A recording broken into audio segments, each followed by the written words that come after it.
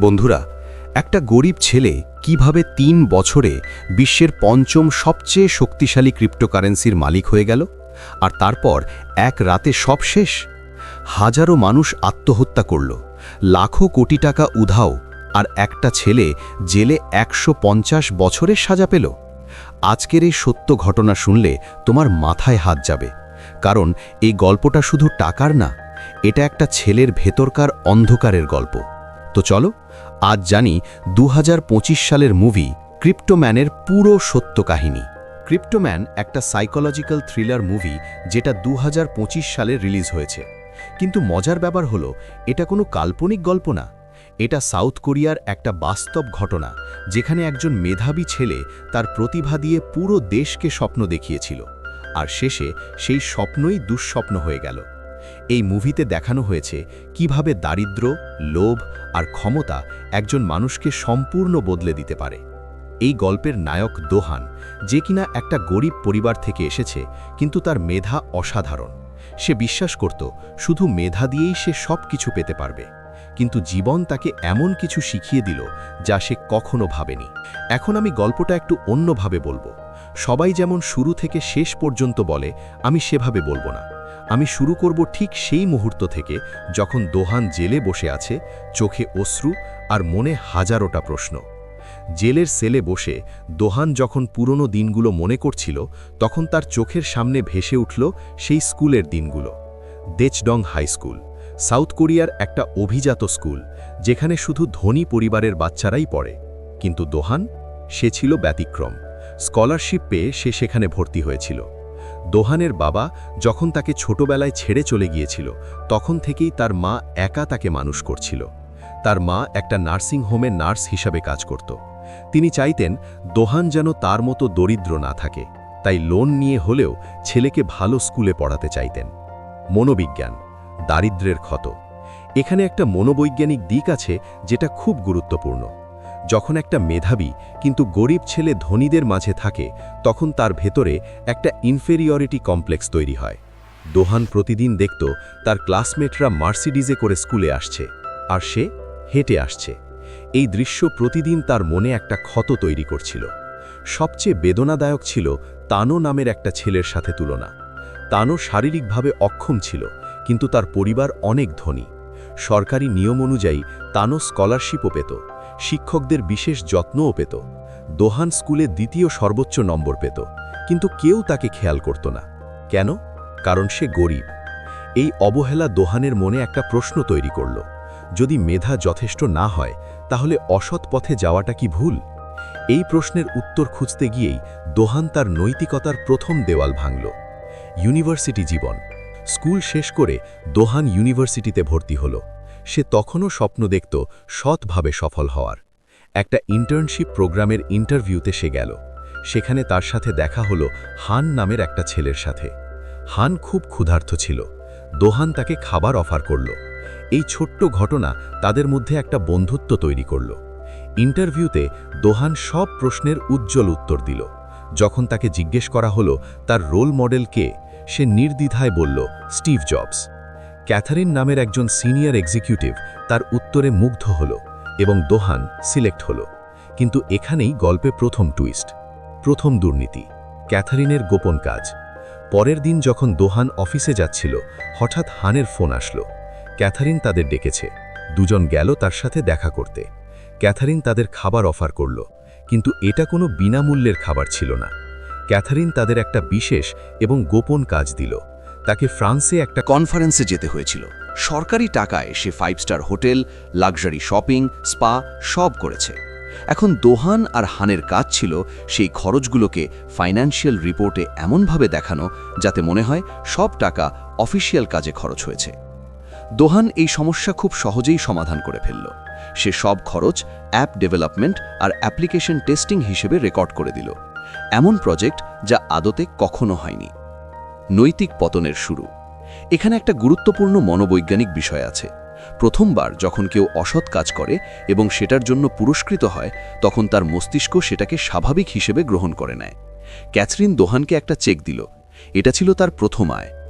দোহান আর হান খুশিতে পার্টি করল, কিন্তু দোহান জানত না এই ছোট্ট অসততাই তার ভবিষ্যতের বিশাল ধ্বংসের বীজ বপন করেছে। সরকারি স্কিমের সুযোগ নেওয়া। একদিন হান একটা সরকারি স্কিম খুঁজে পেল। সরকার ৩০ বছরের কম বয়সী তরুণ উদ্যোক্তাদের সাহায্য করতে চায়। শর্ত ছিল তাদের একটা প্রতিযোগিতায় অংশ নিতে হবে এবং বিজয়ী ৯.২ মিলিয়ন ওয়ান পাবে। দোহান আর হান দিন-রাত পরিশ্রম করল। তারা একটা অসাধারণ কনসেপ্ট তৈরি করল এবং প্রতিযোগিতায় জিতল। এরপর সরকারি কর্মচারীদের সাথে ডিনারে আমন্ত্রিত হল। হান বিশ্বাস করতে পারছিল না তার কঠোর পরিশ্রম এতটা ফল দিয়েছে। দোহান তাকে পরামর্শ দিল শান্ত থাকতে, যাতে অফিসিয়ালরা তাদের বিশ্বাস করে। বারবার প্রতারণা একটা প্যাটার্ন। এখানে গল্পের একটা গুরুত্বপূর্ণ টার্নিং পয়েন্ট। ফান্ডিং পাওয়ার পর দোহান আর হান ক্যাথরিনের মতোই সেই টাকা নিজেদের ব্যক্তিগত খরচে ব্যবহার করা শুরু করল। কিন্তু ফাইন্যান্সিয়াল রিপোর্টে সব দেখানো হতো ব্যবসায়িক খরচ হিসেবে।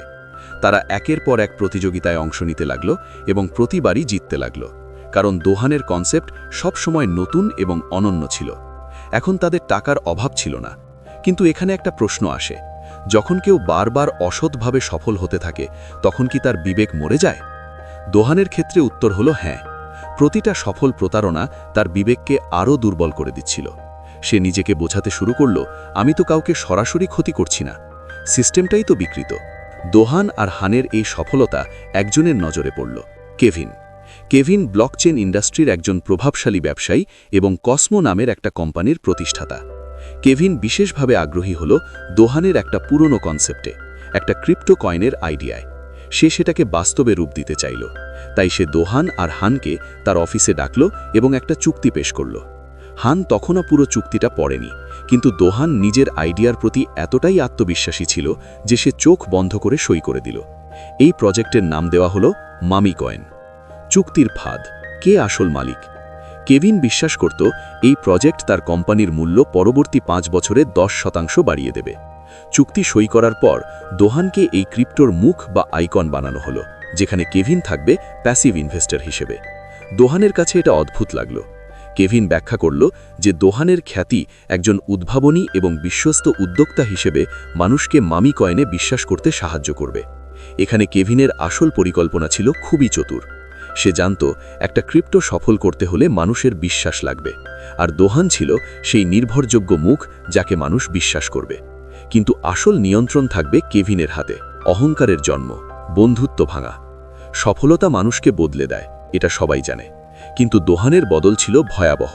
সে মনে করতে শুরু করল সব সাফল্য শুধু তার কঠোর পরিশ্রমের ফল, হানের কোনো অবদান নেই। এই কথা যখন হান শুনল, তার হৃদয় ভেঙে গেল। সে কখনো কল্পনাও করেনি দোহান এমন কথা বলতে পারে। তারা একসাথে কত রাত জেগে কাজ করেছে, কত স্বপ্ন দেখেছে, সব কি ভুলে গেল দোহান? পরের দিন যখন দোহান ইন্টারভিউতে মামি কয়েন উপস্থাপন করল, সে হানকে সম্পূর্ণ উপেক্ষা করল। এমনকি বলে দিল হানের কোনো ভূমিকা নেই তার সাফল্যে।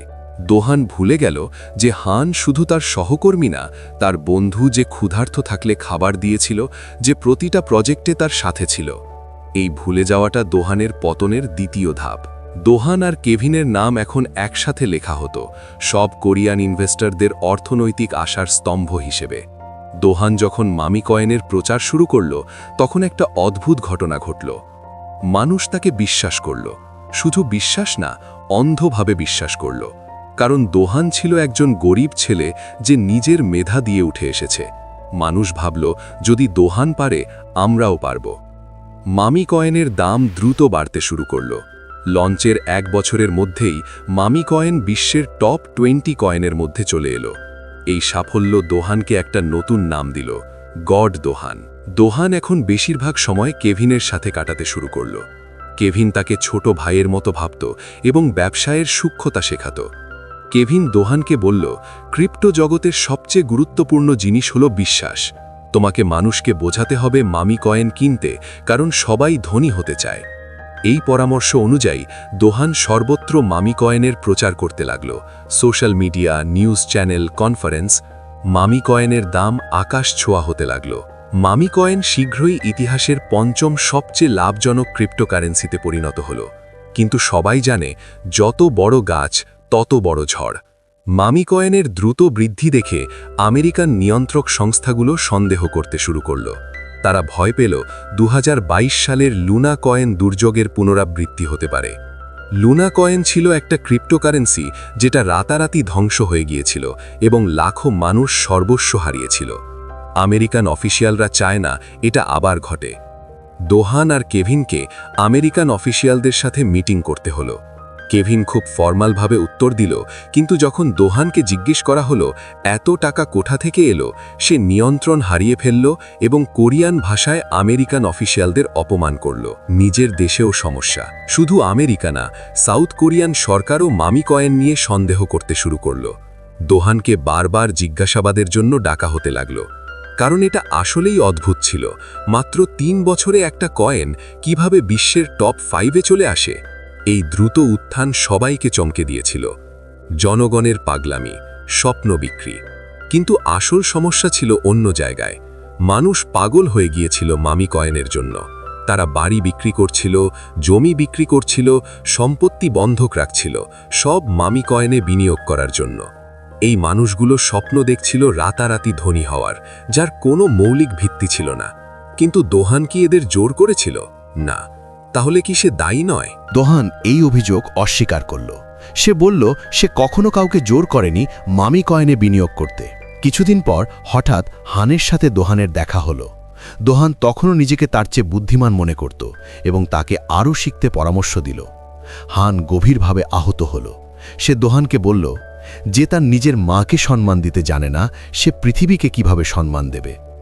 আসলে একদিন হান যখন দোহানের অফিসে গিয়েছিল এবং তার মায়ের রেকর্ড দেখেছিল, তখন সে জানতে পারল দোহান একটা গরিব পরিবারের ছেলে এবং তার মা নার্সিংহোমের নার্স হিসাবে কাজ করে।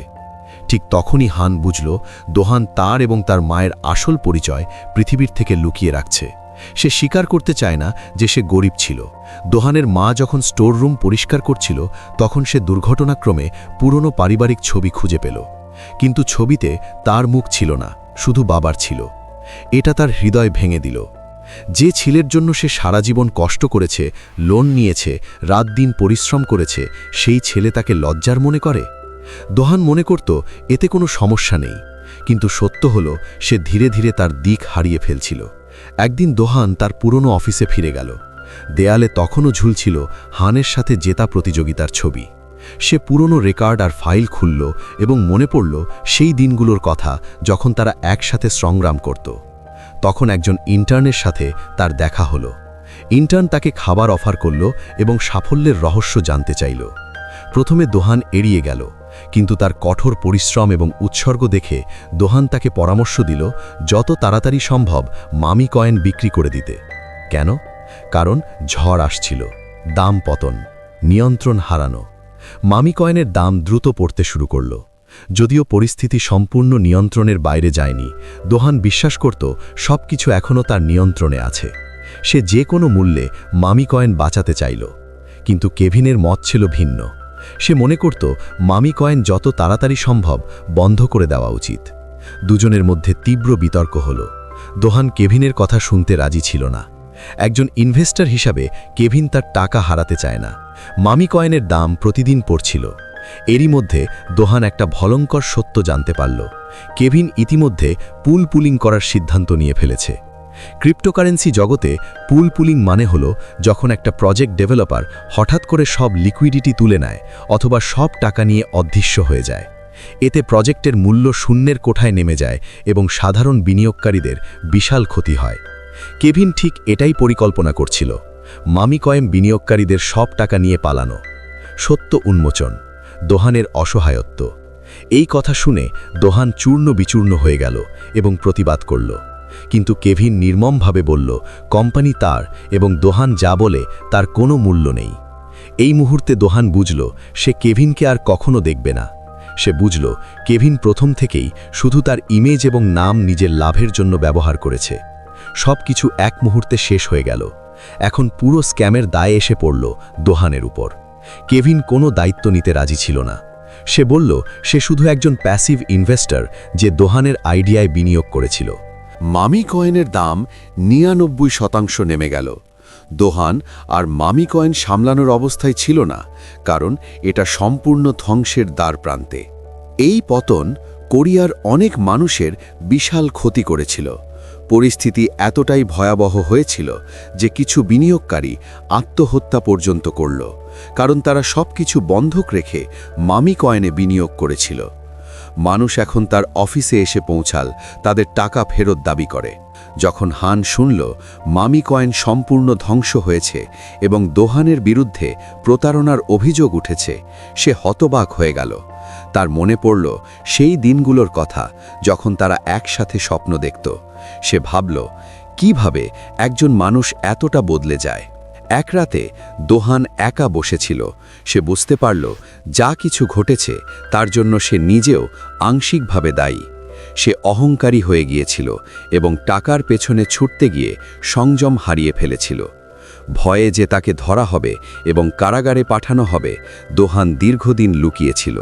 কিন্তু শেষ পর্যন্ত দোহান ধরা পড়ল এবং তাকে 150 বছরের কারাদণ্ড দেওয়া হলো। একদিন জেলে দোহানের আইনজীবী দেখা করতে এলো। কথোপকথনের সময় দোহান তার আইনজীবীকে সেই প্রতিবন্ধী ছাত্র তানোর কথা বলল, যার সাথে সে স্কুলে দেখা করেছিল। তখন সে একটা চমকপ্রদ আবিষ্কার করল। তানো আসলে প্রতিবন্ধী ছিল না, সে স্কলারশিপ পাওয়ার জন্য প্রতিবন্ধিত্বের ভান করেছিল। এই কথা শুনে দোহান সম্পূর্ণ হতভম্ব হয়ে গেল। তার কিছু বলার ছিল না। তাহলে এই গল্প আমাদের কি শেখায়? প্রথমত, দারিদ্র্য একটা অভিশাপ নয়, কিন্তু দারিদ্র্যের লজ্জা একটা বিষ। দোহান যদি তার মাকে লুকিয়ে না রাখত, নিজের অতীত অস্বীকার না করত, হয়তো সে নৈতিকতা হারাত না। দ্বিতীয়ত, প্রথম অসততা যখন পুরস্কৃত হয় তখন সেটা একটা বিপজ্জনক চক্র শুরু করে। ক্যাথেরিনের জন্য ফাইন্যান্সিয়াল রিপোর্ট জাল করা থেকে শুরু করে পুরো মামি কয়েন স্ক্যাম, এটা একটা ধারাবাহিক পতন। তৃতীয়ত, অহংকার মানুষকে অন্ধ করে দেয়। যখন দোহান ভাবল সব কৃতিত্ব তার একার, যখন সে হানকে ফেলে দিল, তখন সে তার সবচেয়ে বড় শক্তি হারালো, সততা এবং বন্ধুত্ব। চতুর্থত, যে মানুষকে আমরা সবচেয়ে বেশি ভালোবাসি তাদের লুকিয়ে রাখা মানে নিজেকে লুকিয়ে রাখা।